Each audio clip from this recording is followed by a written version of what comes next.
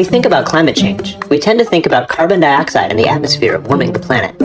Carbon is so central to our thinking about the climate that many other important aspects are excluded from the conversation. One of these things is water.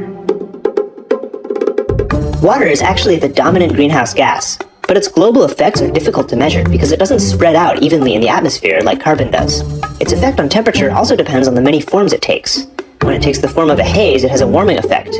When it takes the form of clouds, it has a cooling effect, except for at night, in which it has a subtle warming effect. Since atmospheric water is hard to model, it tends to get ignored. But temperature is not the only important aspect of the climate here.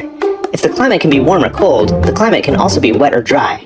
The rampant rise of floods and droughts of our time are said to be caused by climate change, but really they are climate change.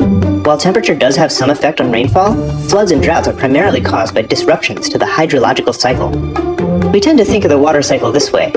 Rain falls, water evaporates, condenses into clouds, and repeats. But this is only part of the picture, since a lot more happens underground. Healthy soil is like a sponge that soaks up a lot of water. Some of it is taken up and stored by plants, and some of it percolates deep down into aquifers. This groundwater wells up and feeds springs and streams, which allows even more life to thrive. There is then much more water to evaporate from the saturated ground or to transpire through plants. This abundance of water vapor allows for more consistent rainfall. So what happens if we cut down the forest, plow the grasslands, and expose the soil? Without trees or plants to buffer the rain, the heavy downpour compacts the soil. The water can't soak down into the compacted ground, so almost all of it stays above ground and we have a flood. Almost all this water runs off, carrying loads of topsoil with it.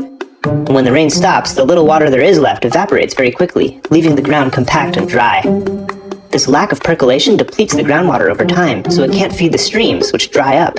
Now there's no water in the land to feed rain clouds, and we have a drought. If a rainstorm does come, it just creates another flood and worsens the subsequent drought. Instead of consistent rainfall, we have a flood-drought cycle.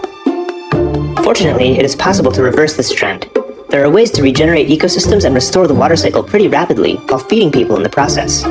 Making subtle changes to the land's topography can slow the flow of water, allowing more of it to soak into the ground and be used by plants. Plants with deep roots help break up the compacted soil, allowing water to percolate deeper. Everyone has a place in reversing the climate crisis. Whether you're working to protect healthy ecosystems, regenerate damaged ones, or just helping yourself or your neighbor depend a little less on industrial agriculture, you are helping the Earth heal.